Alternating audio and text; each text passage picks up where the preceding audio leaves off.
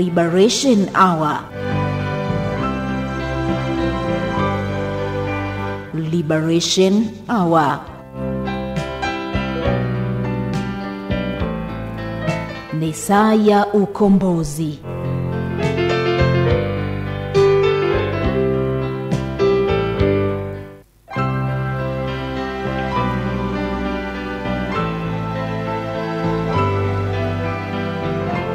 Liberation Hour.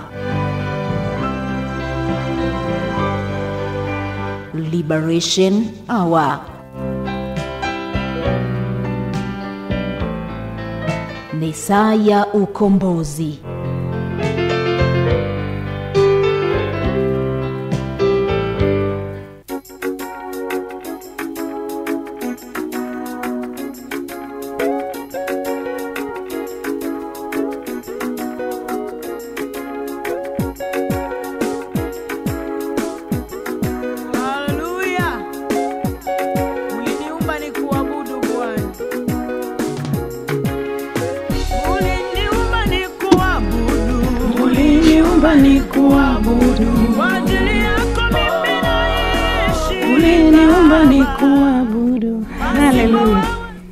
Asante sana mpendwa msikilizaji, sina shaka uko vizuri na mambo ndivyo yanavyozidi kuwa mazuri zaidi katika kipindi saa ya ukombozi Liberation Hour.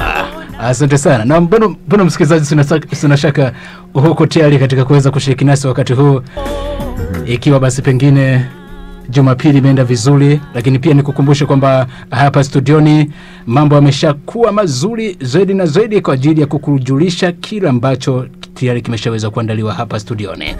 Nikukumbushe kwamba hapa studioni uko nami Geoffrey Julius, lakini pia niko na mwenzangu hapa, naanza kumsalimia. Bwana Yesu asifiwe sana. Amen, Bwana Yesu asifiwe. Amina. Habari za jioni hii? Jioni nzuri. Kama Angela Chibaronza anakutuambia ametuumba ili tumwabudu. Tumemwabudu leo katika ibada kanisani, lakini pia tunaendelea kuifanya kazi yake. Naam. Hii ni nzuri zaidi na zaidi. Sana tu. Naam. Wakati huo pia, kabla basi hatujafika mbali zaidi katika kuweza kumkaribisha baba katika siku hii ya leo, pengine wasikilizaji ambao wakati huo wanatusikiliza baada ya shamla za wiki iliyopita, mambo yamekuwa mazuri na watu kweli katika Facebook ukiangalia wengi wamefurahi sana na kushukuru tukio la wiki iliyopita sana. Lakini pia lipo hata kwa leo lilikuwepo kwa sehemu. Ikiwa bado inaendelea. Hii ni nzuri sana. Na basi pengine katika wale ambao wataweza kushiriki nasi kwa njia ya simu, pengine chochote kile baadaye katika kuweza kuwasomea ujumbe wa mfupa wa maandishi. Leo tunaweza tukatoa option 2. Wanaweza kututumia message kwa mtu yote ambaye yuko na ushuhuda. Tunatamani kama anaweza kutuma message ama akapiga simu moja kwa moja akatuambia ushuhuda wake. Tutafurahi sana sana tu. Lakini leo ni Jumapili na tunajua tuko na baba yetu Apostle Vincent Mkala ambaye tutamkaribisha muda si mrefu. Lakini pia ningependa tu, nafikiri ataongelea zaidi, atakuwa na semina pale Dar es Salaam ndani ya Landmark Hotel pale Ubungo. Kwa hiyo nafikiri kuna wasikilizaji ambao wana ndugu walio Dar, lakini si mbaya pia hata ukitoka Arusha ukaenda Dar kwa ajili ya kusikiliza. Itakuwa ni semina nzuri. Labda tu nimkaribishe baba, ataelezea kwa undani zaidi. Asante. Kabla baba tuja kukaribisha, na mpendwa msikilizaji, wakati huu tusikilize kidogo tangazo na baadaye tutarejea katika kuweza kumruhusu baba aweze kuendelea zaidi katika hiki ambacho wasimweza kusikiliza kutoka kwa mwenzangu Lydia wale kule. Sasa tusikilize hiki kidogo. Kanisa la Victory Faith. Karibu katika kanisa la Victory Faith, kanisa la ukombozi lililopo Kijenge Mwanama, Arusha. Njoo kutane na mtumishi wa Mungu Apostle Vincent. Atakufundisha mafundisho ya ukombozi dhidi ya laana, vifungo mbalimbali, magonjwa, kuanguka kwa uchumi na mengine mengi. Mtu anaweza kuwa ni masihi wa Mungu kwa kazi fulani, Mungu amemtenga, na huyu mtu anapewa mafuta. Yale mafuta ambayo yanakuwa juu yake yanaweza kulaani, yanaweza kubariki. Ni kila siku za Jumapili kuanzia saa 3 kamili asubuhi katika kanisa la Washindi Victory Faith Kijenge Mwanama. Njoo uifahamu kweli, kuhusiana na ukombozi wako, nayo kweli itakuweka huru. Kwa mawasiliano zaidi, piga simu namba 0754287424 ama kwa website www.apostlvincentministries.com. Karibu Victory Faith, karibu nyumba ya washindi. Uweza wako wapeke, hakuna tena. Asante, saa ya ukombozi imetimia. Haya, Lydia, sasa kazi kwako kumkaribisha baba. Ya, Bwana Yesu asifiwe baba. Amen, Bwana asifiwe sana. Amen. Habari ya Jumapili? Jumapili imeenda vizuri. Tunakukaribisha tena katika kipindi cha saa ya ukombozi. Tunashukuru sana kwenye kipindi hiki. Kabla sijaendelea, ulikuwa uwakumbushe namba za simu, kwa sababu uliwaambia kuna kupiga simu ama kuandika ujumbe wa maandishi. Ya, namba yetu ya simu ni 0754287424. Haleluya. 0754287424. Utatutumia ujumbe mfupi, lakini pia unaweza kutupigia tu kwa wewe mwenye ushuhuda. Haleluya. Bwana asifiwe. Tunamshukuru Mungu kwa sababu ya wiki nyingine tunaanza. Tumekuwa na mwaka mpya wa kuendelea kwenye kipindi chetu cha Liberation Hour. Jumapili iliyopita tulizungumzia kufikia ndoto zako au maono yako, na leo pia nitaendelea na kitu kingine, lakini pia nichukue nafasi hii kuwakaribisha watu ambao watakuwa hapa wakiwa Dar es Salaam kwenye kazi, kwenye mambo mbalimbali ya biashara, au wana rafiki zao ambao wako kule Dar es Salaam au pia wanapenda kufika. Tutakuwa na conference kwenye ukumbi. Tutakuwa tarehe 22 na 23 mwezi huu wa 8. Tutakuwa na conference pale Landmark Hotel Ubungo pale. Kwa hiyo itakuwa ni conference ya watu wote, watu wenye kujielewa haswa watakuwa pale Christian. Tutakuwa na theme ya ujumbe wa seminar unaitwa Growing Without Groaning, kukua pasipo maumivu. Unajua kwa watu wanasema no pain no gain, no gain no pain. Kuna vitu ambavyo inafikia mahali paka Mungu anaondolewa katika maisha ya mwanadamu, kwamba hakuna uungu hapa, kila kitu ni kufight. Hatupingi kufight, lakini kuna mahali ambapo mtu anaweza wakakua. Hii message inasema growing without groaning.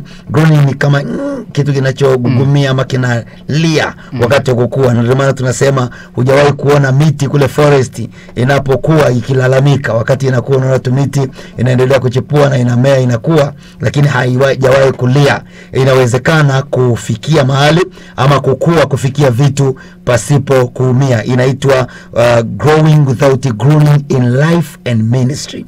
Kwa hiyo watu wenye huduma, watu wenye seminar, wenye vision, maono mbalimbali ya biashara, ya kazi, na Wakristo pia kwenye maisha yao ya Christianity pale kanisani, ama katika kukua kufikia mahali kutambua vipawa vyao ama kutambua talents zao, vipawa ambavyo vimewekwa ndani yao, pia watakuwepo katika hii seminar. Kuna mambo mengi ya muhimu sana. Ndio maana tunasema kama mwanafunzi yuko tayari, basi mwalimu lazima atatokea. Kwa hiyo watu wengi wanaweza kuwa wanatamani kufikia ama kupata vipawa vyao viweze kufikiwa, lakini hawajui jinsi gani. Wengine wanaishi katika kuomba peke yake, ni nzuri, lakini kuna vitu ambavyo watu wanatakiwa wafundishwe ili waweze kujifunza na kuzigundua.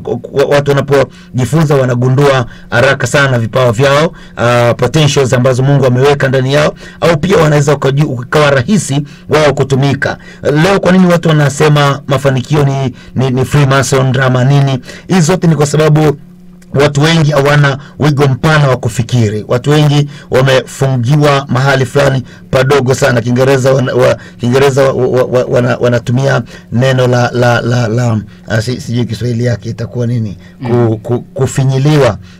Akili wanabanwa, wanashindwa kuenda, wanashindwa kuwaza zaidi, kufikiri zaidi. Kwa hiyo wanafika mahali wanaona ni mambo ni kama uchawi, lakini kumbe si uchawi. Hizi hizi vitu ni akili, unafundishwa, unafungua ufahamu wako, alafu unaweza ukafanya. Kitabu cha Mhubiri, Biblia inasema kazi ya wapumbavu inachosha kila mmoja, kwa kuwa wajui njia ya kuendea mji. Kwa hiyo unaweza kuona mtu anaweza kufanya mambo yakachosha kwenye kila anachokifanya. Shida tu kubwa ni hajafundishwa, na unapofundishwa mambo yanakuwa rahisi sana katika maisha. Kwa hiyo watu wengi wamekuwa na hiyo kugugumia, ama wana machozi katika uendeshaji wa maisha, uendeshaji wa shughuli zao, biashara ama huduma, ama vipawa vyao vinakuwa katika hali mbaya ya uchungu kabisa. Lakini sasa kwenye conference ile ya tarehe 22 hadi 23 mwezi huu wa 8 pale Landmark Hotel, itakuwa ni nafasi nzuri kwa watu ambao wako ready kujifunza na wanajitambua kwa ajili ya kwenda, na wakaribisha sana.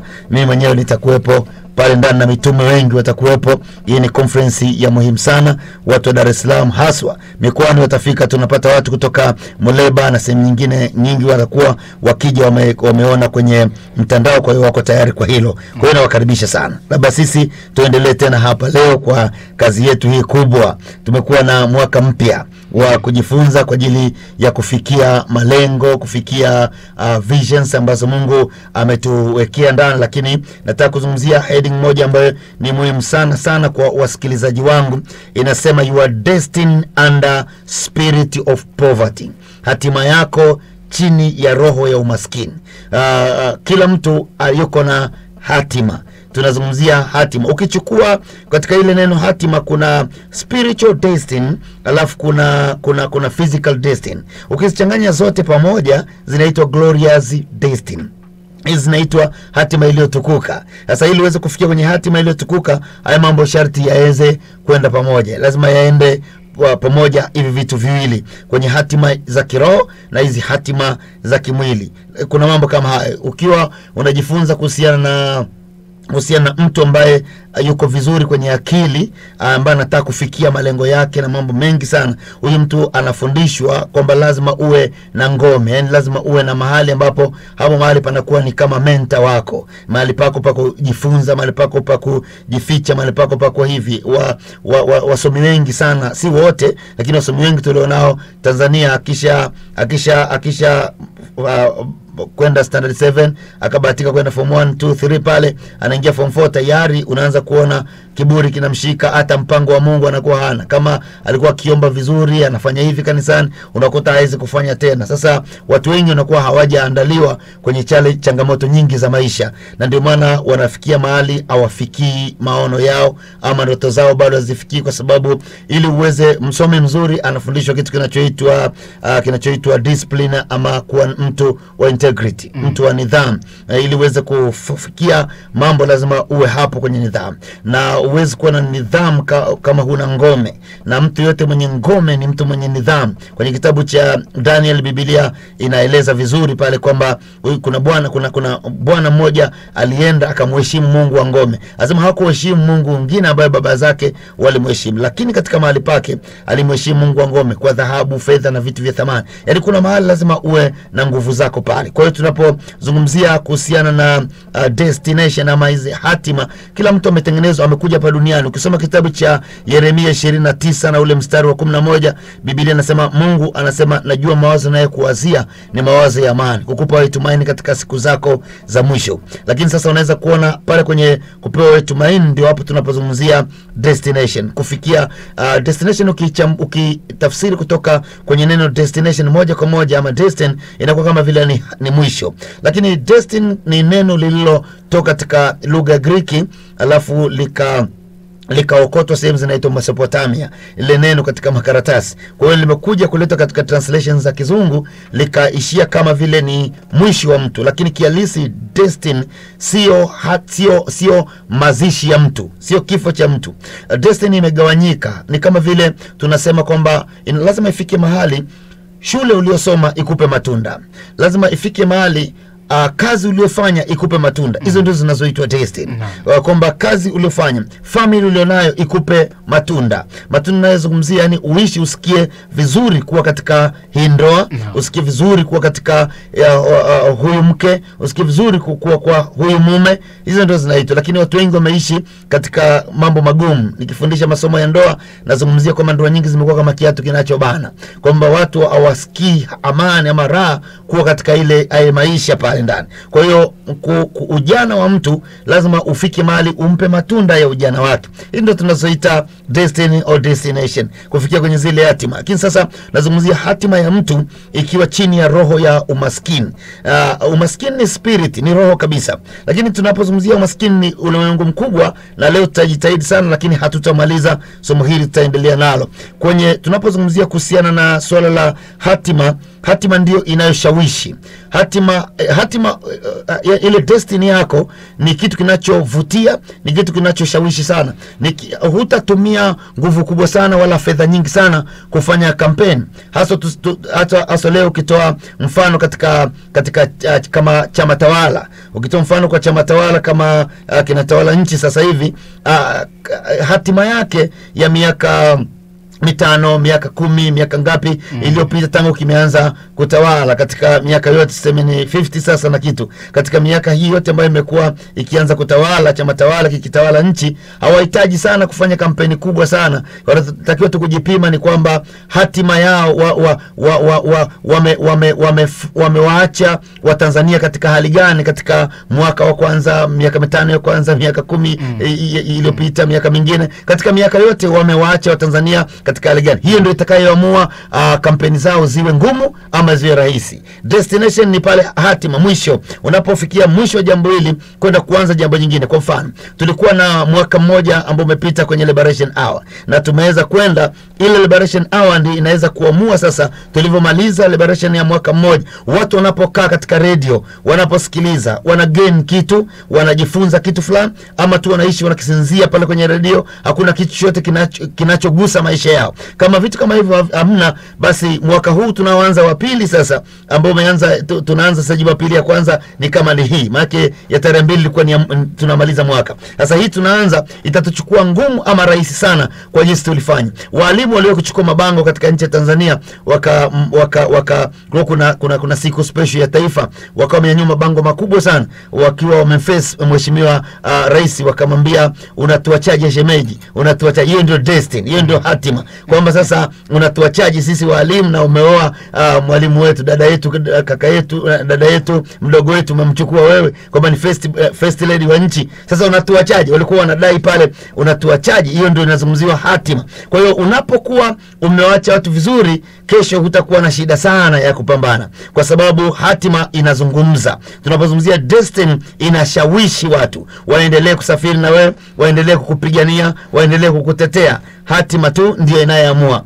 Kwenye family, watoto hawawezi kumpenda Mungu wako, hawawezi kusafiri na Mungu wako kabisa, kwa sababu unapeleka chachi kila siku. Kadri wanavyoendelea kwenda kanisani ni nzuri, lakini wataendelea kuachana na hiyo mambo ya Mungu kama hawaoni kule kwenda kanisani kuna matunda gani. Hawezi kuona Mungu nini anafanya. Kumbukumbu la Torati, Biblia inasema kwamba Mungu akasema, ni kitabu cha Kutoka, akawaambia Israeli kwamba watoto wenu watakapouliza nini maana ya mashuhudio haya makubwa, ndipo mtakapowaambia Mungu alitutoa katika nchi ya Misri na akafanya haya na haya na haya. Kwa hiyo unaweza kuona destination ni vile vitu ambavyo vinaonekana ama watu wanaguswa na mambo haya. Hiyo ni moja ya hatima kubwa sana katika maisha. Kama hakuna, hiyo ni shida kubwa sana katika jambo lolote lile, iwe ni katika masuala ya kisiasa, iwe ni katika masuala ya kiroho, masuala ya kikazi, na masuala ya unapoingia katika family individual, unapoenda kwa mtu ukakaa siku 3-4, unapotoka unaachaje. Wengine wakitoka, zamani sana watu walikuwa wakienda kwa mtu, wakikaa,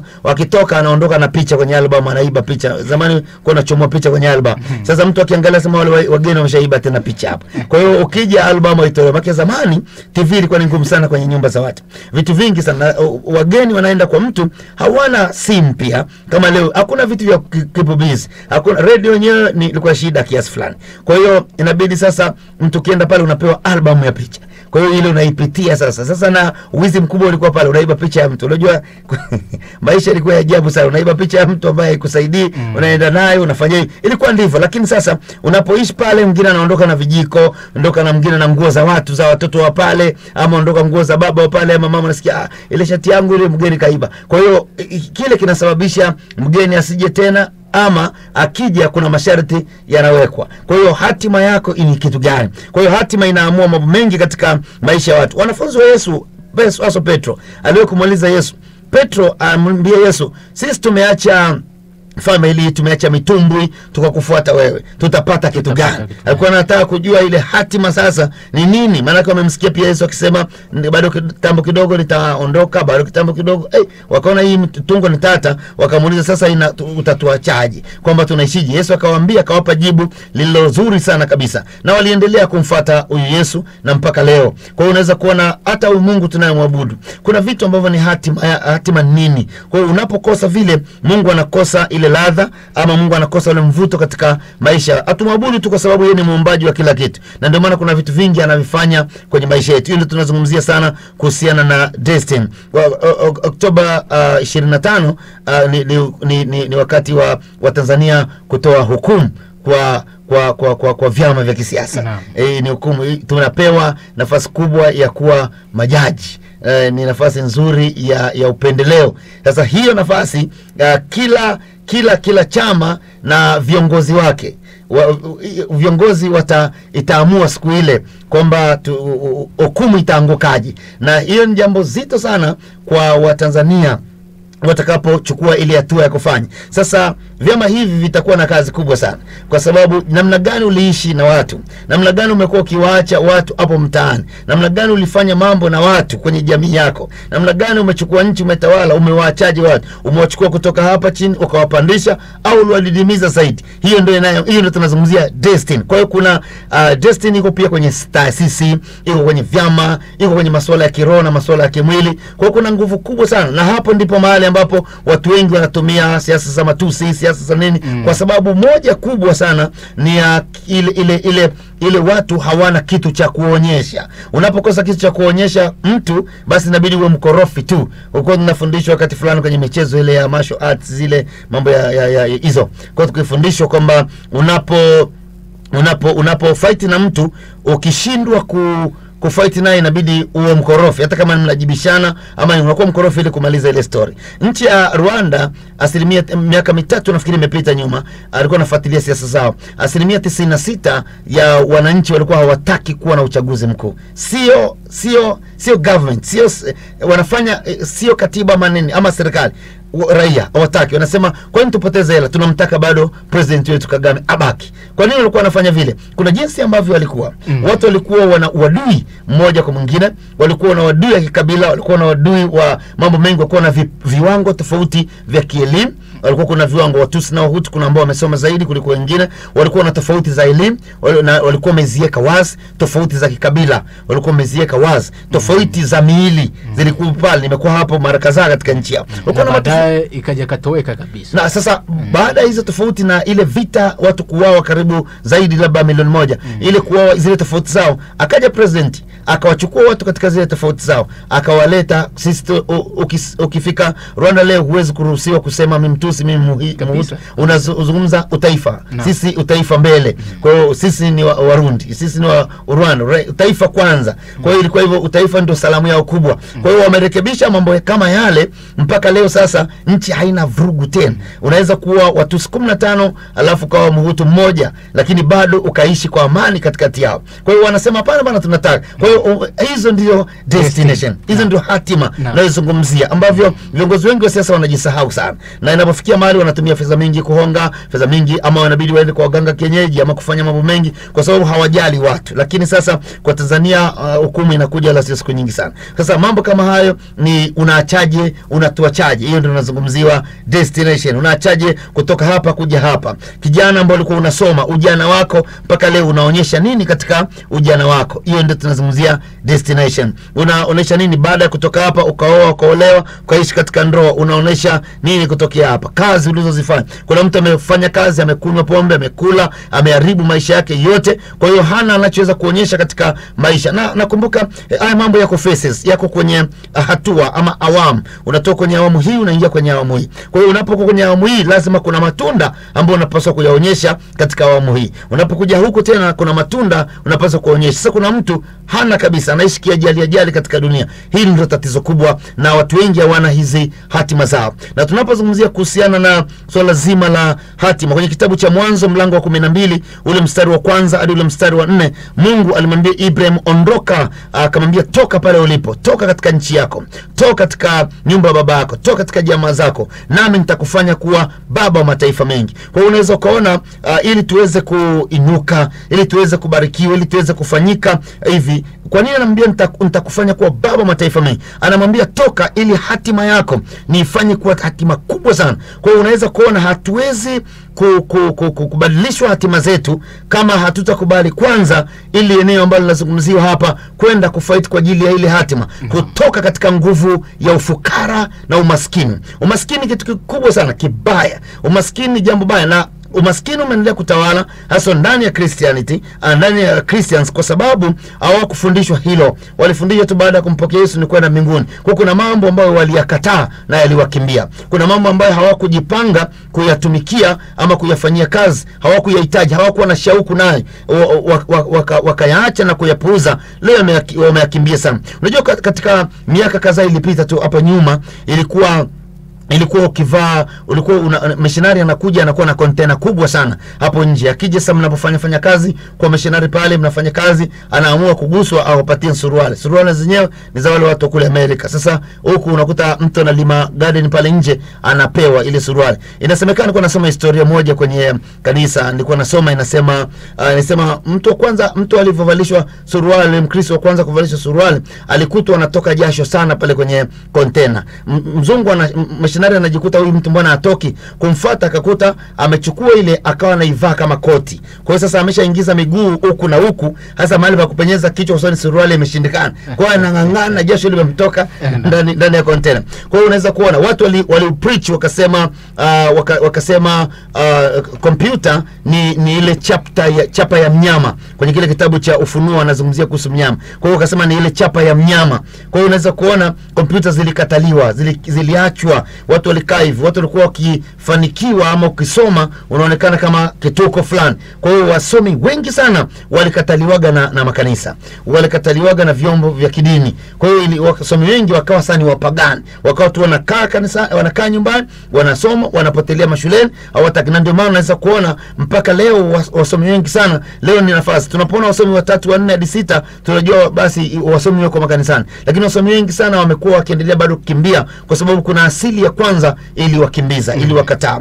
Matajiri ama watu waliofanikiwa walionekana kama ni watu wa kimwili sana, ni watu wa anasa. Kwa hiyo watu walikataliwa kabisa. Watu walikuwa wanatengwa. Kama utakutwa unakula chakula kizuri nyumbani, ama kama utakuwa unakula chakula ambacho ni kizuri na ni wakati ambao si Christmas ama si wakati wa sherehe. Hizi ni historia za church history zinaonesha watu walikuwa wakivaa vizuri sana, pia walikuwa wanatengwa kanisani. Ukikuta wamekula chakula kizuri, kuna ugali na samaki mzima amekata pale hivi, wewe tu lazima ujue utatengwa hata miezi 3 hadi 6, kwamba unaishi maisha fulani ya kimwili sana, inaonekana huna Mungu wewe katikati. Kwa hiyo mambo yalikuwa ni kufinyiliwa na kubaki pale chini. Na hapo baba samani kukatisha, hata ukiangalia nchi zetu za Afrika hizi, familia nyingi za Afrika, mtoto wa kwanza akizaliwa hakuna anapewa jukumu kana kwamba ni baba katika familia. Ndio. Na baada ya kusoma kidogo akabahatika kutoka mmoja wapo katika familia hiyo, anachukua jukumu lote la familia, analea sasa watoto wadogo zake.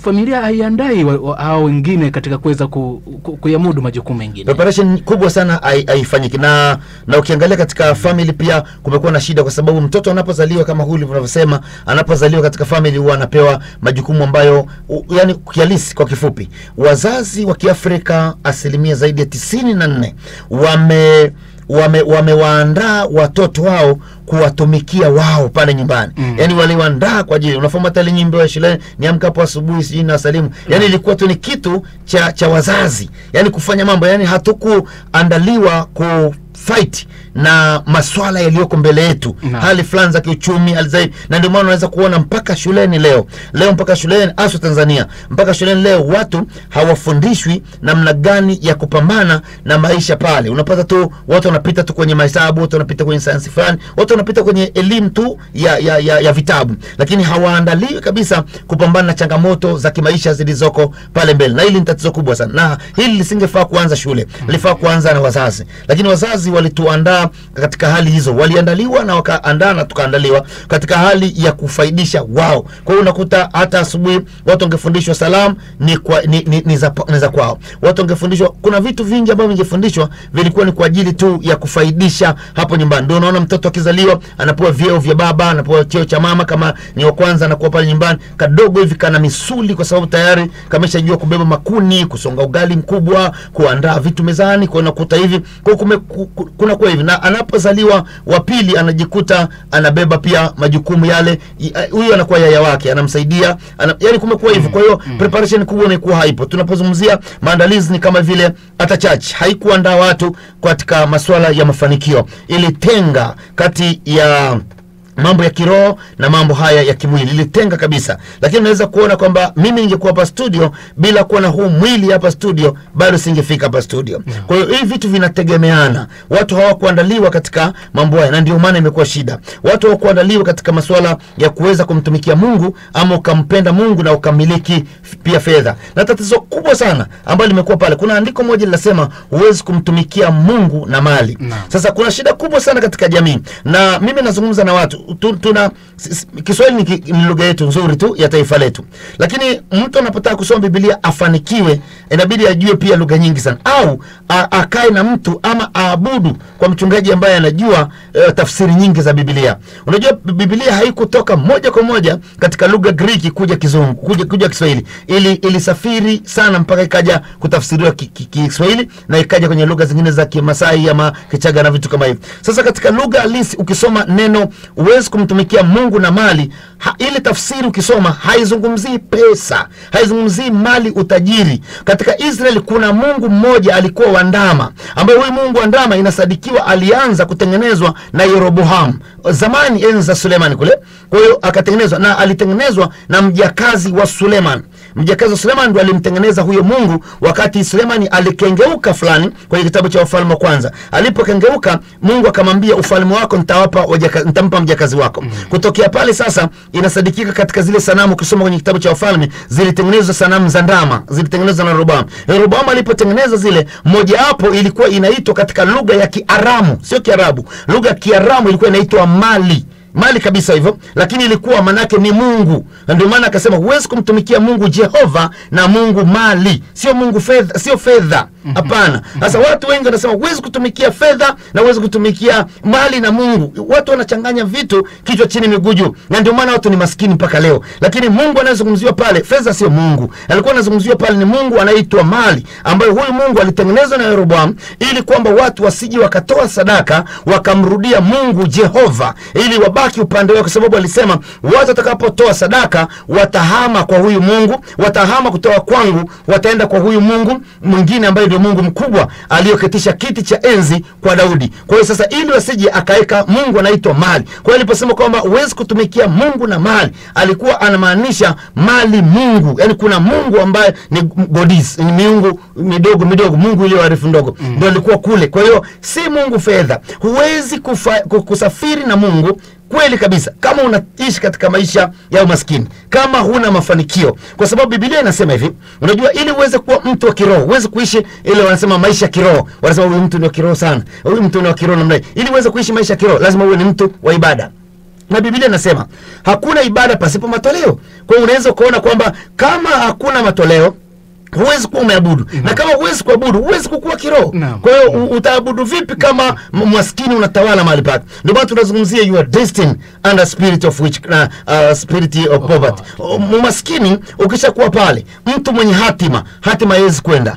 Labda tu kama kuna hatima ya umaskini. Kama kuna hatima ya umaskini utaifikia ukiwa maskini. Lakini huwezi kufikia pale bila ile lugha za kimaskini ambazo zinaendelea, kwamba huyu hapa ni Freemason, huyu hapa anafanya hivi. Leo hapa kuna watu wanaweza kufanya kazi, wanakaa wanaona lady hapo, wanaona Hilda yuko hapo, wanaona Jeff yuko hapo, nasema hii kazi mbona tunafanya kazi hii moja tu kama Jeff tunafanya hii, mbona inakuaje ujamaa azije kufanikiwa? Kumbe kuna zaidi ya kazi ile unayoifanya. Yaani unafanya hii kazi, lakini part time yako utumie kulala, utumie kuangalia TV, unatumia kuzalisha kitu kingine. Kwa hiyo inafikia mahali ukizichanga fedha zote, unaweza kufanya vitu tofauti na wenzako au ofisini, tofauti na wenzako katika mitaa. Sasa watu wanafika mahali wanasema No, hii hapa itakuwa ni Freemason, hii hapa itakuwa ni uchawi, huyu hapa itakuwa. Na bahati mbaya sasa ufanikiwe, alafu mtu wa boma yenu ama ukoo wenu aumwe ama afe, hapo ndio umeharibu kila kitu, sema umemtoa. Lakini hizi lugha zote ni lugha zilizotokana na watu kukosa maandalizi. Na kinashangaza sana kwa sababu Mungu wetu kwenye Zaburi 24 mstari wa kwanza kuendelea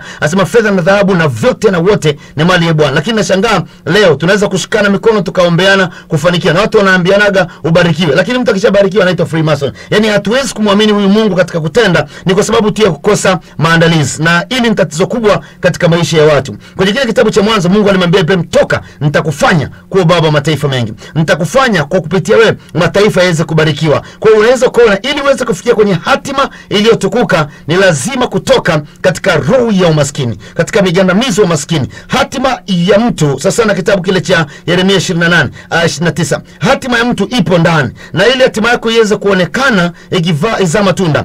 Kuna roho ya umaskini. Roho ya umaskini blanketi zito sana, inakuja inamwatamia mtu. Inapoatamia mtu sasa, ile roho destiny ya huyo mtu haitakayoonekana. Inakuwa sasa na kitabu cha Mwanzo ule mlango wa kwanza mstari wa kwanza sema dunia nzima ilikuwa imejaa giza. Kwa hiyo unaweza kuona mtu ambaye anaishi na kuna nguvu ya umaskini, vipawa alivyonavyo haviwezi kuonekana. Mwanzo Biblia inaeleza kwenye Mwanzo mlango wa 12 mstari wa kwanza hadi 4, Ibrahim akatoka mstari wa 4. Mwanzo 13 mstari wa kwanza na wa pili, Biblia inasema Ibrahim alipotoka tu anasema kwamba akawa tajiri katika fedha, mifugo pamoja na dhahabu. Naweza kuona kile kitendo tu cha yeye kutoka kwenye ile mgandamizo wa mzee Tera. Alipotoka tu pale akawa tajiri katika fedha, akawa tajiri katika mifugo na akawa tajiri katika dhahabu, katika mambo matatu yale. Na hakubaki tu pale, akaendelea mbele. Mwanzo mlango wa 24 ule mstari wa kwanza sema basi Ibrahim alikuwa ni mzee mwenye miaka mingi sana. Bwana alikuwa amembariki Ibrahim katika vitu vyote. Unaweza kuona kwenye Mwanzo 24 mstari ule wa kwanza, Ibrahim alikuwa mzee sana na Mungu alikuwa amembariki katika vitu vyote. Kwa hiyo unaweza kuona alipotoka, alitoka katika nyumba ya babake akiwa na miaka 75. Ile miaka 75 alienda mpaka anaondoka duniani, sasa aliishi miaka mingine 100. Katika ile miaka mingine 100 Ibrahim alikuwa amestawi sana. Mwanzo mlango wa 25 ule mstari wa 7, Biblia inasema hizi ndizo siku za maisha ya Ibrahim akiwa hai duniani. Aliishi miaka 175. Mwanzo mlango wa 25 mstari ule wa 7 anasema aliishi miaka ile akiwa amejaa siku, amepata neema kubwa sana. Huyu mtu maisha yake ni ya kuiga, Mungu wake ni wa kuiga. Unaweza kuona hatima yake inaeleza kitu gani, hatima yake inajifunua. Waebrania 13 mstari wa 7 anasema wakumbukeni wale walikuwa wakiwaeleza neno la Mungu, alafu msijiatachi nao kwa sababu waliwaambia neno la Mungu, msiungane nao kwa sababu waliwaambia. Anasema angalieni hatima ya Mungu wao, hatima ya maisha yao, hatima ya kile walichokuwa kipreach, hatima ya kile wanachokuwa kifanya. Destiny, hatima inavuta, hatima inaongea kuliko maneno. Hatima ni matendo makubwa ya maisha haya ya ujana. Hatima ni maisha ni vitu vikubwa. Leo kuna wazazi wanaulizwa na watoto wao, ulipoishi wakati ule ukiwa hapa, viwanja vilikuwa vinapatikana bure kabisa, wewe ulifanya kitu gani? Unapata mpaka leo haujafanya chochote. Mpaka leo unaishi kwenye nyumba za shida, unaunga maisha ya kuunga. Lakini kuna kipindi ilikuwa hata ungemwomba mtu plot angekupa. Kuna maisha ambayo ilikuwa ni rahisi sana. Leo kuna watu wanaishi ni kama mizigo. Na mtu yote ambaye huna hatima, umekamatwa na ili giza la umaskini. Ili giza, mimi nikipreach umaskini naelezea kabisa ili watu wapate hasira kabisa. Umaskini kitu kibaya katika maisha ya watu wengi, na umaskini umetesa vizazi na umetesa jamii kubwa sana ya watu, na hii nguvu ni mbaya. Na mimi nitaizungumzia tu sana watu wachukie, kwa sababu usipochukia umaskini haukuachi. Umaskini ni roho ambayo inakaa kwa watu. Mungu hakutukusudia sisi kuishi katika hayo maisha ya umaskini, lakini sasa hatima zetu zilizoko ndani yetu zikiwa chini ya hiyo roho ya umaskini, hatima haziwezi kwenda. Ukisoma kitabu cha Matendo ya Mitume mlango wa 13 ule mstari wa 36, Biblia inasema Daudi akiisha kulitumikia kusudi la Bwana akalala. Baada ya kumaliza hatima yake kaifikia vizuri, alilala na heshima zikatajwa pale kwake. Heshima ikawa ni sehemu yake baada tu ya kulitumikia kusudi la Mungu katika kizazi chake. Kwa hiyo unaweza kuona tunapotumikia kusudi la Mungu lililoko ndani yako, hata kama una potentials ngapi, una maono mangapi. Lydia ni mwimbaji, yuko na talents kubwa ya kuimba. yeye ni mtu mzuri wa designer, design vitu vingi sana, anafanya mambo mengi sana, lakini leo hawezi kufikia ndoto zako kama una pesa, huwezi kufikia vitu vyako kama kuna nguvu ya maskini. Kwa hiyo watu wengi wamekufa, na ndio maana kuna usemi mmoja ulitokea Argentina, usemi ukahamia Ghana. Usemi unasema ardhi ni tajiri kuliko mtu mwingine yote, nasema kaburi ni tajiri sana, kwa maana kwamba kuna watu ambao walikuwa ni library, walikuwa ni mavitabu, walikuwa ni kuchapa, ni mashine za kuchapa vitabu, lakini wamekufa kabla hawajachapa kitabu hata kimoja. Kuna watu ambao walikuwa ni waajabu kufanya vitu, ni mafundi wakubwa, ni wajenzi, lakini wamekufa kabla, na kilicho ardhi mwashikilia pale chini kwa sababu hawajaonyesha vipawa vyao nyuma ya nguvu ya umaskini. Kwa hiyo umaskini unazuia potentials za watu zisifanye chochote. Umaskini unazuia vipawa vya watu visiinuke na kufanya lolote, na hiyo ni tatizo kubwa sana katika maisha ya watu hapa duniani, na tumekuwa hapo kwa miaka na miezi mingi. Kwa hiyo hilo ni tatizo kubwa sana. Kwa hiyo lazima tuvunje na kuikataa nguvu ya umaskini katika kizazi ama katika maisha tunayoishi. Ni nguvu kubwa, na watu wanatakiwa kuandaliwa kuchukia umaskini. Watu wanapenda umaskini kuliko watakompenda Mungu. Watu wanazungumza, ukisikia mahali wanaposhambuliana utasikia wanaongea wakisema hapana, huyo mtu hapa ni mapesa tu, huyo mtu yuko kimwili sana.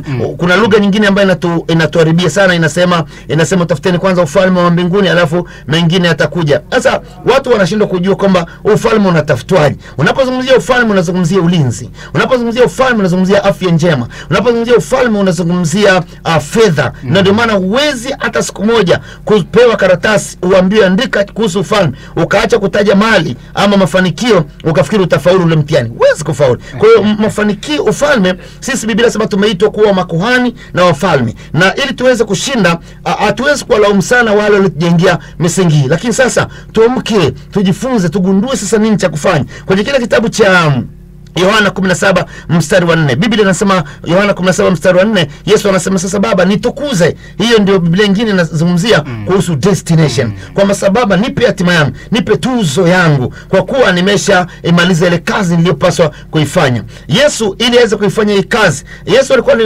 Mungu, mwana wa Mungu. Yesu alikuwa na kila sifa zote, lakini unaweza kuona kufikia hatima yake, Biblia inasema kuna watu walikuwa wanamtumikia na mali zao. Kwa kuna mahali Yesu aliyokuzuiwa asivuke lile geti pale, lazima alipe ushuru. Na Yesu ni mwana wa Mungu, na katika dunia na umbo alikuwepo, lakini ili aweze kuvuka pale ilizuilika, akazuiwa katika dunia yake hii, kwa sababu walipokuwa pale mbeba fedha wake ambaye ni Yuda Iskariote hakuwa around, hakuwa pale maeneo yale. Ikabidi Yesu akamtuma Petro akavue samaki. Ilibidi muujiza utokee ili pesa ipatikane, ili waweze kupata mwendo. Kwa hiyo uwe unanena kwa lugha nzuri ya Roho Mtakatifu, ujazo Roho Mtakatifu pa kwenye meno, lakini umaskini kama umetawala mahali pake, utoboi, utangoja sana. Watu wenye ndoto na maono, potentials, watu wana mipango, wameandika mipango makubwa sana, lakini ukiwasikiliza utasikia mtaji ndio tatizo. Watu wanahitaji mafanikio.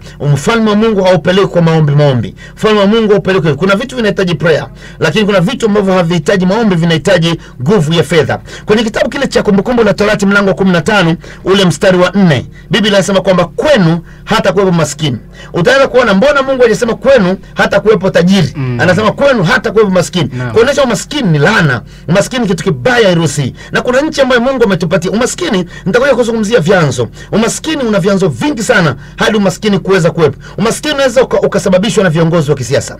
Umaskini unaweza ukasababishwa na wachawi. Umaskini unaweza ukasababishwa na masuala ya kishirikina. Watu wanaweza kwenda kwenye masuala ya ushirikina wakifikiri, unajua Mungu hataki baraka zake. Mungu hataki baraka zake zichanganywe. Mungu hataki baraka zake zichanganywe na maisha ama tabia hizi za kimwili. Mungu huwa apendi hiyo. Mungu huwa siku zote anataka baraka zake ziunganishwe na yeye mwenyewe. Ndio maana hakututaka hata sisi tuende kutafuta ushindi wowote kwa waganga wa kienyeji. Mungu anataka tutafute kwake, kwa sababu sisi ametuma. Ni sana kuna gari hapa ukiwa nalo likileta shida tu kidogo, labda control box ama nini imeharibika, kama ni Japani inabidi uwasiliane na Japani, kama ni German unabidi uwasiliane na German au Amerika, vitu kama hivyo. Sasa wao ndio wanacho. Mungu ndio mwenye mwenye spare zetu zote, na ndio maana anahitaji sisi tuweze kwenda, na ndio maana ukitafuta ushindi kutoka kwa Mungu utapata. Mungu anasema ukinitafuta nitaonekana kwako tu, kwa sababu hatuna spare nyingine isipokuwa Mungu ndio yuko nazo.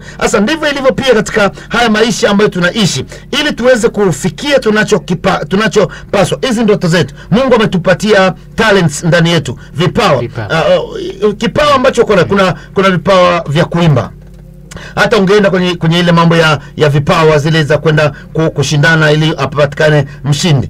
Ukiambiwa una kipawa kizuri sana, wewe cha kuimba, unasifiwa pale pale kijijini, lakini huwezi kuvuka kijiji. Unabaki pale pale, ile nasemaga jogoo wa shamba wiki mjini. Unabaki pale pale na vipawa vyako vingi. Ukiangalia kwenye masuala haya ya WhatsApp, kuna mtu anaweza kuzungumza, unamkuta mtu amekaa chini, amechoka mbaya, anazungumza, anaulizwa maswali ya hesabu, si anajibu haraka haraka, lakini umaskini umemficha kwenye magogo, kwenye mamiti, umemficha kwenye masale yale, hawezi kutoka. Umaskini ni kitu kibaya, kinaficha vitu vingi visionekana. Kuna watu si kwamba hawana vipawa. Kuna watu wanasema kwamba light nyota yangu ingeangaza. Kuna mtu amenibia nyota, lakini kuna mtu mwingine si nyota imeibiwa, ni roho ya umaskini imetamia vile vipawa. Kwa hiyo huwezi kuamka, huwezi kufanya chochote. Ama unazo, nani atakuona?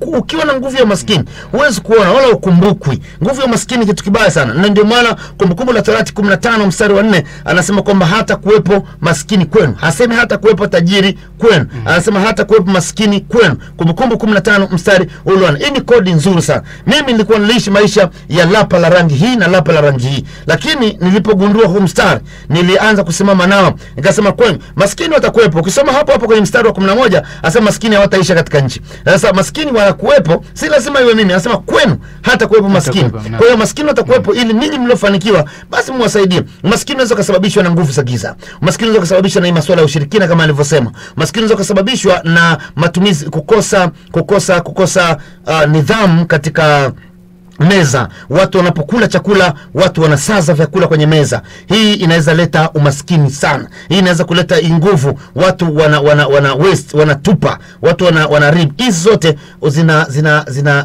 zina block njia ya mafanikio. Kuna watu kila wanaacha. Unajua kanuni ile table manners, sheria, nidhamu ya meza.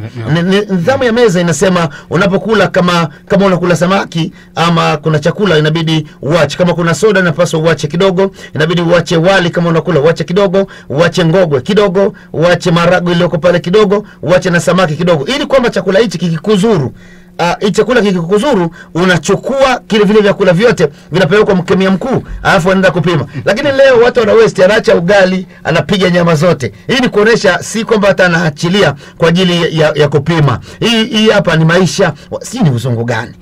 Wanasema uzungu, mimi sijui ni upi. Lakini haya maisha ni baba. Unakuta mtu ametoka interior kijijini, amepiga dona, anakuja mjini, anapewa sahani ya wali, eti naye anaacha. Unajua kuna vitu vingine ni aibu.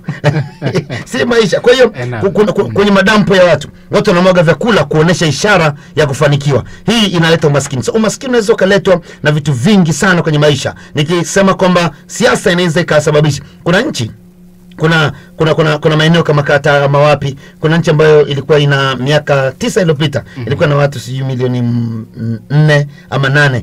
Hii nchi watu wote, sensa ilipita, watu wote, hakuna maskini hata mmoja katika ile nchi. Inawezekana. Kuna nchi ziko kama Eden. Kuna nchi ambazo zilipaswa kuweza kutokuwepo maskini. Yani ukimzungumzia maskini ni mtu ambaye ana uhakika wa kula, ana uhakika wa kuishi kwa siku, ana uhakika hivi. Huyo anaweza kumweka katika grupu la maskini. Lakini kuna nchi kutokana tu na siasa chafu ambazo zimekuwepo katika ile mataifa, unapata mtu hana uhakika ule. Kwa hiyo maskini unaweza kuleta na vitu vingi, na nitazungumzia hivyo vyanzo siku zijazo kama nitaendelea na hili somo. Kwa hiyo kitabu cha Luka mlango wa 16 ule mstari wa 19 hadi mstari wa 20, napenda historia. Inasema kulikuwa kuna mtu mmoja tajiri, hata jina lake hamna. Unapokuwa tajiri Jeff, unapopata mafanikio, hata jina lako alitaji ovyo, kwa sababu una majina mengi, mara Fogo, Kifaru, mtu wa mbele na vitu kawe. Lakini Lazaro anatajwa sawa na maskini mmoja, jina lake Lazaro. Yaani unakuwa maskini na jina yako inawekwa pale, kwa sababu maskini ni kero. Maskini ni kero popote, ila yeye hajui kama ni kero. Nza sana mtu mwenye tatizo ama sijui ni udhaifu huo ama ni ulemavu wa kunuka mdomo, mimi sijui zaitwaje. Huyo mtu huwa ni muongeaji mno, japo ni kero kwa watu. Huwa jina linaposumbua anakuwa muongeaji, yani anakuwa kama ni siasa, utafikiri yeye ndio yuko kule mbele mwenye kitu wa vyama. Anaweza kuzungumzia chama gani ambacho karibu kitafutwa na chama gani ambacho sasa hivi kina nguvu sana. Anaweza mambo mengi sana, lakini ili tu akere watu. Sasa maskini tatizo kubwa sana. Mimi nitawapa wasikilizaji wangu maandiko na wasinichukie, na mimi nataka wachukie hiyo hali, kwa sababu sio karama ya Mungu, sio mpango wa Mungu. Na ndio maana baba yangu na mama yangu wa kwanza ambao ni Adamu nao waliumbiwa katika bustani ya Eden, sio jangwani. Kwa hiyo unaweza kuona maisha yetu ni kwenye bustani ya Eden. Alafu pale kuna mito minne. Neno mito minne, ile mito haikutokea tu from nowhere, ilitokea katika chanzo kimoja, alafu ikagawanyika kuwa minne. Pale inapogawanyika pale lazima kizungu tunaita ni swimming pool ama dimbwi. Kwa hiyo kulikuwa na dimbwi kubwa la kuogelea. Hii ilikuwa maisha mazuri. Au watu tu waliwezwa na shetani, lakini walipewa maisha. Mungu akatengeneza bustani ya Eden kwanza, alafu ndipo akaweka watu. Hakuweka juu ya maji, hakuweka kwenye mawe, aliweka kwenye bustani ya Eden. Na Mungu amezungumza sana kuhusu mafanikio. Kwa hiyo watu lazima wafike mahali. Siasa zinaweza kusababisha watu wafikiri hali tulionayo ni hali ya mapenzi ya Mungu. Viongozi wa kisiasa wanaweza kufikiri kama watafanya mikataba michafu, kama watapora mali za nchi, wakaribu kila mtu anaishi katika maisha magumu. Unaona maji yanatoka katika chanzo chenu, lakini huyatumia ile maji. Leo katika Tanzania ni nchi ambayo haipaswi kulia swala la maji. Kwanza ni nchi moja ya nchi zenye ubora sana wa maji duniani, lakini hazipati. Watu leo bado wanakelea usiku na mchana, watu wanakimbia na vitoroli. Sehemu ambayo maji yanapita hapo ni mengi sana. Ni kwa sababu tu ya siasa. Kwa hiyo unaweza kuona kuna vitu havikai vizuri kutokana na hiyo nguvu. So maskini unaweza kusababishwa na vyanzo vingi sana mpaka kuenda kuwa maskini. Lakini mmoja wapo ya vyanzo vikubwa pia ni shetani.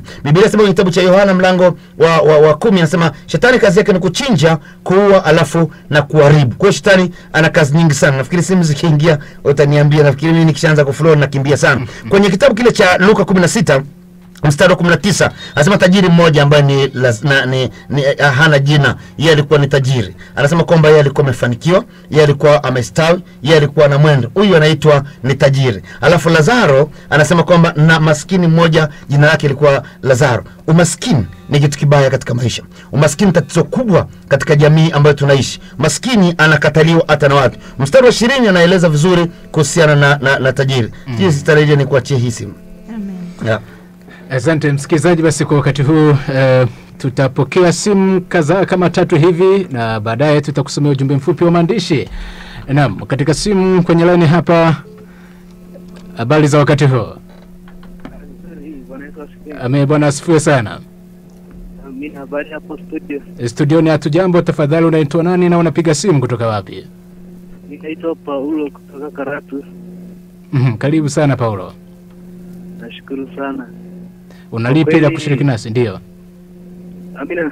Kwa kweli kwanza wacha niwapongeze. Amen. Sana baba yetu hapo Apostle. Amen. Nashukuru yani kwa jinsi ambavyo mwaka mzima ametulisha vitu vya nguvu sana. Amen. Kwa kweli tunakubali sana. Amen. Na tunashukuru sana, masomo yanatuvusha sana. Mimi binafsi yani na ushuhuda mkubwa ambao hata siwezi kueleza kwa njia simu, kwa sababu ya jinsi ambavyo nimefanyia kazi na yameleta matokeo kwangu. Amen. Kwa hiyo nashukuru sana. Amen. Amina. Hongera sana kaka kwa kushiriki nasi, na tunakutakia kila laheri katika mwendo wako kwa kile unachokifanya. Nashukuru sana. Asante kwa kuwa pamoja nasi. Haya, asante. Haya. Nashukuru sana. Watu wametenda mambo makubwa sana. Hakika. Msikilizaji, dakika tunazo chache kulikweli, na hapa baba nazidi kuwa na somo lake hapa, nazidi kubamba kulikweli hapa. Na pengine wakati tukiwa tunasubiria simu, baadaye Lydia utakuwa na awamu nyingine kusoma ujumbe wa nafikiri Hilda ataendelea kusoma message, isipokuwa na ushuhuda mkubwa hapa. Kuna message imetoka kwa Zakaria Diwana. Anasema mtumishi, Mungu ni mwema sana, nimeshinda. Amen. Amen. Big up. Asante sana. Tunashukuru sana, huu ni ushuhuda mkubwa sana. Hakika. Huu ni ushuhuda mzito. Mungu anafanya kazi na wanasiasa sasa. Hii ni heshima. Mungu ambariki sana. Kwa ameshinda katika nani ya uchaguzi? Katika uchaguzi. Kura za maoni kwa ajili ya kupata diwani. God to God. Amen. Naam, kwa upande wa laini ya simu. Katika line hello. Hello. Habari za saizi, nazungumza nani, napiga simu kutoka wapi? Amina. Jina lako tafadhali. Nimemsikiliza baba hapo. Akitulisha neno na ndiye nimejua maana ya Mungu mali. Amen. Na mimi pia baba sikuwa najua kabisa hiyo. Okay, ndio. Halo. Yes, nakusikia. Mimi ndio nimejua, mimi naitwa Emmanuel Sumari. Amen. Rafiki yake na voto. Sasa ndio nimejua Mungu mali leo. Mimi nilikuwa sijui. Na hiyo imechanganya watu kweli, yani watu wamekuwa maskini kwa kusoma hilo neno pasipo kufundishwa sawa kama mtumishi anavyofundisha hapo. Ndio. Kwa kweli watu wamekuwa maskini sana. Ni kweli. Na namshukuru Mungu sana na nimebarikiwa sana tangu nitoka kwa hapa. Amen. Nimebarikiwa. Mr. Sumari, nafikiri network zinasumbua sana kule mlimani. Pengine network. Halo, nakusikia. Bwana, kwa hiyo nashukuru sana tangu nitoke mali. Nimebarikiwa sana wiki hii. Amen. Naam. Asante sana, tunakushukuru kwa ushuhuda mzuri namna hii. Asante sana. Asante, na tunakushukuru kwa kuwa pamoja nasi hapa mezani leo. Asante sana. Haya. Okay, tuangalie na ujumbe mfupi kabla kuelekea katika simu nyingine. Hii hapa anasema, Shalom baba, shukrani sana kwa hili somo la hatima. Zaidi sana kujua maana ya kutumika huku unamiliki shekeli. Barikiwa sana, uishi milele Jerusalem. Amen, Mr. Jerusalem. Okay. Nadhani ni somo ambalo limegusa watu wengi. Anasema, baba tunakupata vizuri sana. Asante kwa mafundisho ya nguvu ambayo ni hitaji kwetu ili kufikia mafanikio. Wewe ni hitaji la kila anahitaji mafanikio kama sisi. Amen. Mungu akufanyie tajiri mkubwa sana, sawa sana Zaburi 41 mstari wa 2. Anaitwa Lucy. Amen. Shukrani sana Lucy. Tuangalie na ujumbe mwingine, anasema Shalom studio, saluti. Okay, kabla tujasonga mbele kuna simu ambayo inakuwa imeingia hapa. Hello. Hello. Habari za jioni. Salamu. Amina, nazungumza na nani, napiga simu kutoka wapi? Nazungumza na Beatus kutoka Mshono. Karibu sana. Nashukuru sana Mungu sana na babangu wa Vincent. Amen. So Bwana nifanya ni mtu mwenye hatima. Amen. Kweli ni umaskini ni mbaya. Na tokea nilipokutana na mtumishi wa Mungu wa Vincent, alinifundisha mikakati ya namna kupigana na umaskini. Amen. Na leo najivunia kuwa naye. Amen. Big up sana baba. Amen. Nashukuru sana. Mungu akubariki sana. Amen. Asante Beatus kutoka Moshono. Tunamtakia utajiri na mafanikio Mr. Beatus. Okay. Anasema Shalom studio, saluti kwa shujaa. Mungu akuhifadhi dadi ya kutunze daima. Nabarikiwa sana na wewe. Hallelujah. Hakika wewe ni shujaa wa mataifa. Yanaitwa Agripina. Amen, asante sana. Asante Agripina. Tuangalie na ujumbe mwingine. Anasema Mungu awape enzi. Yanaitwa Paulo akiwa anapatikana pande za Karatu. Amen. Anasema baba Aposto, uishi milele na milele. Mungu akubariki sana. Yanaitwa Emi. Amen. Shalom baba, tuko hapa kanisani tunabarikiwa na mafundisho yako mazuri juu ya hatima zetu. Amen. Okay, tutiki na ujumbe mwingine pia, anasema Aposto uishi milele. Anaitwa Emi. Hallelujah. Huyu anasema Shalom hapo studio. Nakupenda sana baba. Ushuhuda wangu ni kwamba wakati wa kumwombea shujaa wetu aliyetufanya kuwa faya, nilikuwa napata ganzi kwenye mikono pale ninapoanza tu kumtamkia shujaa. Mikono ilikuwa inashika ganzi na kuwa mizito, halafu ni kama kuna vitu vinatembea kwenye mikono. Namshukuru Mungu amenikomboa kiuchumi, nimepandishwa daraja kazini. Namshukuru Mungu sana. Daddy, you are the seed of the world, so you need to be preserved. Amen. Amen. Message yake haijakamilika katika line. Hello. Salama kabisa, Bwana Yesu asifiwe. Tunazungumza na nani, unapiga simu kutoka wapi? Hello. Haya, naona kuna tatizo la networking. Tumalizie na ujumbe mzuri sana hapa ambao ulikuwa tunausoma wa ushuhuda mzuri. Anasema uhifadhiwe sawa sawa na Mwanzo 3 mstari wa 7. Anaitwa Adeline kutoka pande za Banana, anasema tunakupata. Amen. Katika line. Hello. Hello. Hello, ni Mtoni. Nilikuwa nauliza swali kwa Baba Apostle. Kwamba vitu gani ambavyo tunatakiwa tuzingatie zaidi kwa ajili ya kupata mafanikio zaidi. Nashukuru sana. Amen. Nafikiri basi kata tu simu nitakujibu. Haya, swali lako limesikika na katu subiria majibu. Tuangalie ujumbe mwingine kabla ya baba kwenda kujibu swali. Anasema Bwana Yesu asifiwe. Mchungaji Apostle, wewe ni mtu muhimu sana katika hii dunia. Amen. Wewe ni wa kipekee. Somo la leo limenigusa sana mimi. Amen. Anasema anaitwa Amani, yupo Njiro na ni kijana wa Victory Church. Ubarikiwe sana Apostle. Amen. Okay, asante sana Amani. Yanasema simu zinaingiliana katika line. Hello. Hello. Shalom. Shalom baba. Shalom. Nazungumza nani? Napiga simu kutoka wapi? Tafadhali jitambulishe. Mimi naitwa Joyce. Karibu Joyce. Shalom hapo studio. Shalom. Baba ni sururu kweli. Amen. Baba wewe ni sururu kwa kweli baba. Amen. Baba wewe ni Ezekiel 21:11. Amen. Shukuru sana. Baba wewe ni Joshua 1:3. Tunaomba ushuhuda wako sasa. Baba kweli ngoma nimeona nikupigie. Mimi ni Joyce Meru. Amen Joyce. Mwenda pole yani. Mungu akubariki sana. Tashukuru sana Mrs. Mwenda pole. Amen baba. Wewe ni Yeremia sura ya kwanza, wewe ni miali ya moto baba. Nimepokea na yale ambayo bado hujataja yote nimepokea. Amina. Amen baba. Asante sana. Amepanda kama nabii kabisa. Asante sana Joyce kutoka pande za Meru. Tuendelee kucheki na ujumbe wako kabla ya maswali kuja kujibiwa.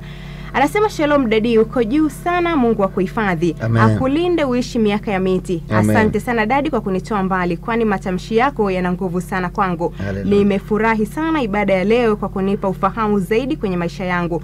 Ukweli umaskini na ulaani. I love you Daddy. Anaitwa Miriam kutoka pande za Komorombo. Amen. Tangulia na ujumbe mwingine. Anasema baba, umesema jambo la ukweli. Tatizo ni kwamba tangu mwanzo viongozi wetu wa kiroho walishikilia kwamba ili mtu abadilike na Mungu lazima awe maskini, na mawazo haya tuliingiziwa na wamishonari. Leo nimejua umaskini ni laana. Big up sana kwako mtumishi wa Mungu. Amen. Asante. Anasema Shalom studio, namshukuru Mungu kwa ajili yenu. Mafundisho haya yamenijenga sana. Usiwe nguvu baba. Anaitwa Glory akiwa anapatikana huko maeneo ya Njiro. Anasema Shalom studio, Shalom Daddy. Asante kwa siku ya mashujaa, kweli umenitoa katika hofu, uoga. Sasa mimi ni shujaa mjasiri. Mungu akuhifadhi sana. Sasa na Torati 32:10, Daddy wangu wa ukweli. Amen. Hilo ni binti wangu wa ukweli. Haya. Shalom baba, uko juu sana. Nimebarikiwa sana na kipindi cha leo. Chachi ni Hobozi. Anasema Kasimili Kasengele, anapatikana pande za Lemara maeneo ya CCM. Mungu mbariki sana. Okay, anasema baba, kukuchukia ni kukumbatia umaskini. Tunakupenda Apostle kwa sababu ya kufundisha katika kweli yote. Neno pamoja na maisha. You are the master of truth and revelation. Big up sana. Anaitwa Lucy. Shukrani sana Lucy. Amen, asante Lucy. Baba, nakupata vizuri na nimechukia umaskini kuanzia leo, japo Mungu amenipa kipaji. Amen. Wakati huu basi tupokee simu kama 2 hivi na naamini muda wetu unakimbia baba. Na ndio natuma hapa favor na sasa wanaitumia kweli. Kabisa. Naam, tupokee simu 2 za mwisho na baadaye tutakuja katika ujumbe mwingine. Katika line. Hello. Shalom. Shalom. Tunazungumza na nani? Unapiga simu kutoka wapi? Sana Neema Prince. Karibu sana Neema. Asante, nashukuru kumsikia babangu hapo studio. Amen. Yeye ni kuhani sahihi. Amen. Maana mtoto wangu alikuwa ameniambia mama, nataka niwe kama baba, kama Apostle. Amen. na amekuwa akiniambia hivyo siku nyingi, mara nyingi amekuwa akitafuta kwamba nataka kuwa baba. Basi leo kanisani wakaniambia mama, leo tuondoke bila kuona position, tunataka niwe kama yeye na nieleze kwamba na nitakuwa kama yeye. Amen. Namshukuru Mungu kwa ajili ya kuhani sahihi, na mtoto wangu ameniambia nikwambia baba, kwa hiyo ana amani hapa alipo, ananiambia mama nitamani kuwa kama apostle siku moja, kama apostle. Nashukuru. Huyu mtoto alinifuata, alikuwa anaongea na watu, akaniambia sorry please. Nikamwambia ndio, akasema nataka kuwa kama wewe. Jesus. Mdogo hivi. Na mimi nikamwambia pokea, uwe tu ni rais. Amen. Uwe hivyo. Amina. Basi amekuwa hivyo, nashukuru sana Neema Frank. Amen baba, asante baba. Asante. Asante sana. Tunasubiri simu mbili za mwisho msikilizaji kabla kwenda kumalizia katika ujumbe mfupi ambao umetumia hapa studio. Lakini kabla tutasubiri simu, anasema Shalom studio. Baba yangu nakupenda sana kwa maana wewe husema kweli daima hata kama unauma kiasi gani. Maana kitu kikubwa ambacho Wakristo wamekosa ni kuambiwa ukweli. Hakika hapo ni liberation kweli kweli. Anaitwa Joyce kutoka Meru. Joyce, Mungu mbariki sana. Anasema hii ni heshima kuwa na baba kama wewe. Mungu akuhifadhi sana. Tunakupata vizuri baba. Yale tumeyatumikia ni lazima yatupe faida. Tunakataa na kulaani umaskini kwa jina la Yesu. Baba, tumekusudia kuchukia umaskini kwa jina la Yesu. Nyuma ya sauti yako tutatoka baba. Anaitwa Godwin wakiwa pamoja na Beatrice. Amen Godwin. Tuangalie na jumbe nyingine. Jeff, nadhani jumbe fupi zimeisha. Asante. Na wakati huo basi tukiwa tunasubiria simu mbili za mwisho, nafikiri baba basi waweza kuendelea na somo. Labda nitaendelea kidogo kwa sababu time yetu pia inakimbia sana. Tulikuwa tunaangalia Luka mlango wa 16 mstari wa 19 hadi 20. Tulikuwa tunaona maskini mmoja jina lake Lazaro. Alikuwa maskini, alafu Lazaro anasema na tajiri mmoja alikuwa akivaa mavazi ya thamani, alikuwa akivaa mavazi ya kitani nzuri, na pia alikuwa akila vyakula vingi. Na tafsiri hii inasema alikuwa anakula mpaka kwa anasa, lakini anasema alikuwa anakula kwa sababu ya utajiri wake. Huyu mwingine alikuwa yeye ni maskini Lazaro, na hata alipochukuliwa kwenda mbinguni alikuta amekaa kwenye kifua cha Ibrahim baadaye. Kwa hiyo unaweza kuona kwamba maskini kitu kibaya sana katika hii dunia, kwa sababu maskini unakuzuia wewe hata kutoa, na unapokuzuia wewe kutoa, tunazungumzia kwamba umaskini unazuia hata maandalizi ya makao yako kule mbinguni baadaye. Kwa hiyo maskini kitu kibaya kinachoharibu maisha ya watu hapa duniani. Mithali mlango wa 10 mstari wa 15 kwa kitabu cha Mithali anasema mali ya mtu tajiri ni mji wake wenye boma. Mali ya mtu tajiri ni mji wake wenye boma. Anasema lakini kinachomwangamiza mtu maskini ni umaskini wake mwenyewe. Kitabu cha Mithali mlango wa 10 mstari wa 15. Kwa hiyo unaweza kuona hakuna shetani mwingine sana kwa maskini isipokuwa huo umaskini wenyewe. Kwa hiyo maskini ni spirit kabisa, ni roho. Ndio maana anasema kinachomwangamiza maskini ni huo umaskini wake. Kwa hiyo ukiweza kuushinda, Mithali 10:15. Nafikiri wasikilizaji wanafuatilia haya na wasome haya maandiko kwa sababu yatawasaidia sana. Hii tu ni utangulizi wa hili somo. Kwenye kile kitabu cha Mithali 14 ule mstari wa 20 anasema maskini huchukiwa hata na jirani zake mwenyewe. Kwa hiyo unaweza kuona huwezi kutenga roho ya rejection na umaskini. Hizi ni vitu zinazosafiri pamoja. Ndio maana unaweza kuona hata katika kumbi za mikutano ya deliverance, watu kufunguliwa, watu wengi ambao wanangolewa hili haya mapepo ya kukataliwa ni maskini wale watu. Manake mtu anapokuwa na roho ya umaskini, lazima roho ya rejection iweze kuchukua nafasi pale. Hakuna mtu anapenda hiyo maskini. Maskini kitu kibaya sana. Na ndio unaweza kuona kwenye Mithali 14:20 anasema maskini huchukiwa hata na jirani zake. Kwa hiyo mpaka jirani wanakuona ni kero. Kwa hiyo unapita hivi, ukija hata kusalimia, hata siku na habari njema, ukija ukiwa na maskini, jirani anakuanza kuona, anaanza disgrade, anakuona kama wewe mtu anataka kuja kuchukua tena unga ama nini. Kumbe unaleta habari njema siku hiyo. Kwa hiyo maskini ni kitu kizito sana na ni kibaya. Lazima tushindane na hiyo nguvu na tuweze kuivunja. Swali la yule bwana Wangaramtone kwa nauliza afuatilie hiki kipindi, kwa sababu leo naweka tu foundation, alafu Jumapili ijayo nitaendelea, kwa sababu ni vitu ambavyo watu wengi wanapenda majibu rahisi katika maswali magumu sana. Na hii haitawezekana, maana tunataka tufundishe ili mtu aweze kujua ala principle ni hii, principle ni hii, principle ni hii hapa. Hata tunaposema kwamba principle moja hapo ni Mungu, watu wanakosea. Tunaposema tu ni Mungu ndio unasikia ili uweze kufanikiwa omba sana. Hii haitendi kazi. Na watu wameomba mpaka sasa wamefikia mwisho, wanaendelea kurudia kuomba, lakini bado hawafiki katika yale mambo ambayo wanahitaji kwa sababu hawajafundishwa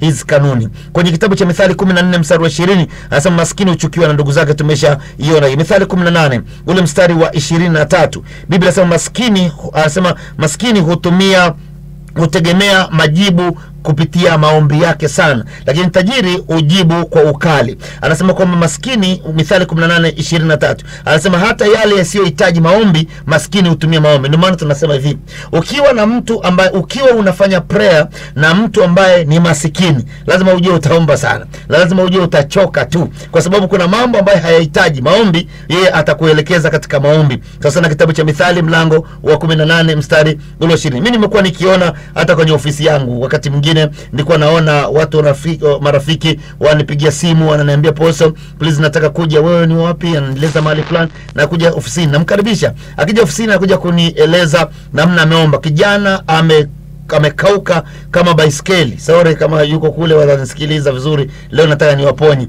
Anakauka kabisa kwa sababu amefunga na kuomba kupata mchumba, anafunga na kuomba kupata pete ya uchumba, anafunga na kuomba hadi kwenda ili kutiisha mapepo wanapoenda kusalimia ama kujitambulisha kwa wakwe, anafunga na kuomba ili aweze kuandaa kupata tarehe ya harusi, anafunga na kuomba mpaka anaandaa kamati ya kufunga na kuomba kwa ajili ya kuandaa shela. Sasa hii yote hii kuna vitu vinahitaji maombi. Kwani kule huyu mchumba ambao umempata unahitaji maombi mengi sana. Kule kuna majini, si kuna watu kule. Kwa hiyo mtu anatakiwa kwenda huko ndani, lakini utasikia kwanza lazima tuombe kwanza, tushike mashetani yote na vitu mbalimbali. Kuna watu wanaachwa, kuna prayer team inaachwa kumuinua huyu mtu ambaye anaenda kwa wakwe. Kwa hiyo naomba tafikiri anaingia kwenye shimo la shetani. Lakini hii yote ni roho ya umaskini. Na kitu pekee ambacho maskini wengi wanaweza kukifanya ni kujipotezea kwenye maombi. Hiyo wanaweza sana. Na hii ni vitu vya kujitunza sana, kuchunga sana kwa ajili ya kutoa. Kwa makini, mtu anaomba mpaka anaingia kwenye ile harusi, unashindwa kuelewa huyu jamaa mgonjwa ama ni kitu gani. Lakini kumbe ni hiyo. Watu wanaomba. Kuna vitu havihitaji maombi. Kuna vitu vinahitaji tu uende kapimishe na ukashone na ukalipe. Lakini kwa sababu hakuna, inabidi tu prayer, kila kitu prayer. Na wakati mwingine wanasingizia imani kwamba Mungu atafanya, Mungu ataingilia kati. Lakini ya mambo, hivi vitu vinahitaji preparation au maandalizi. Sasa watu wanaomba kwenye Mithali 18:23 tunafikiri kila kitu. Na ndio maana ukiangalia vijana wengi waliooa, hawezi kukaa na kijana ambaye hajaoa akamshauri mpaka jinsi ya kwenda kupata mke sahihi, hawezi kupata, kwa sababu shida kubwa sana ni tatizo hilo la maombi. Yeye aliomba kila kitu na mpaka sasa akifika mahali anamwambia mtu omba tu, omba tu. Kuna vitu vingi ambavyo wanakosea ama wanashindwa. Mithali 19 ule mstari wa 4 anasema tajiri huongeza marafiki wengi, lakini maskini hutengwa na rafiki zake. Kile kitabu cha Mithali mlango wa 14 na 19 mstari wa 4 anasema tajiri huongeza marafiki. Na unaweza kuona watu wengi wanayoombewa ima mapepo haya. Matajiri wengi sana ukiombea hayakimbiagi mapepo hivi, hayalipuki sana. Watu hata watumishi wa Mungu wanafanya maombi wanasikiliza, nafikiri wanatingisha kichwa pale walipo. Mapepo mengi sana iko kwa watu ambao wamekamatwa. Manake hakuna kazi kubwa sana ya maskini ana kitu cha kupoteza tena, aishapoteza already. Kwa hiyo ili aweze kutoka lazima, na ndio tunazungumzia ile gospel, injili ya kifalme, kwamba injili ya kifalme ni kumfanya maskini kuwa tajiri na kumfanya mgonjwa kuwa mzima. Hiyo ndio inaitwa injili ya ufalme. Kwa hiyo utaweza kuona katika maisha ambayo tunaelezea kila siku watu kuweza kuachiliwa kutoka kwenye hii nguvu. Mithali 19 mstari wa 4 tajiri huongeza marafiki. Huwa hasimami mahali kuongeza, wanajiongeza, wanajizalisha. Na maana Biblia inasema mwenye kitu ataongezewa, asiye na kitu hata kile kidogo ataporwa. Kwa hiyo mtu yote anapofikiri kwamba maskini ndio maisha, maskini ndio kumpenda Mungu, huyu mtu anajiletea shida kubwa sana. Kwanza umaskini unaweza, roho ya umaskini na kufanya unakuwa adui wa Mungu kabisa, kwa sababu hutaweza kuabudu ukakamilisha ibada. Maana Biblia inasema hakuna ibada pasipo matoleo. Sasa maskini hana kitu ya kutoa. Kwenye kitabu cha Luka, Matendo ya Mitume mlango wa 3, kuna maskini mmoja ambaye alikuwa ni omba. Alikuwa anakaa kwenye mlango uitao mzuri. Yeye anakaa pale, hatuone akiingia kuabudu. Yeye kazi yake ni kukaa pale kukata sadaka, nusu ya sadaka ni yeye anapewa. Kuna watu wana huruma, naona nikamtolea Mungu sadaka, na huyu jamaa yuko hapa mlangoni. Na sijui ilikuwaje akaruhusiwa kubaki pale, akawa anachukua pesa pale mlangoni. Petro na Yohana alivyokuja hawakutaka ile kitu ibaki, walimponya. Na baada ya kufunguliwa kutoka kwenye ile nguvu, hakuendelea kuomba tena. Kwa hiyo maomba ni nguvu ambayo hii nguvu ya umaskini ni nguvu ambayo inakaa kwenye maisha ya watu, inamtamia mtu, inaua vipaji na vipawa vilivyoko ndani ya mtu. Kitabu kile cha Mithali tena 19. Leo nimesimama na kitabu cha Proverbs, Mithali zaidi pale. Mithali 19 mstari wa 7 asema ndugu wote wa maskini humchukia maskini. Ndugu wote wa maskini humchukia. Yaani unapofanyika maskini, unajifanya tunaenda kusalimia kwa bibi, unachukiwa.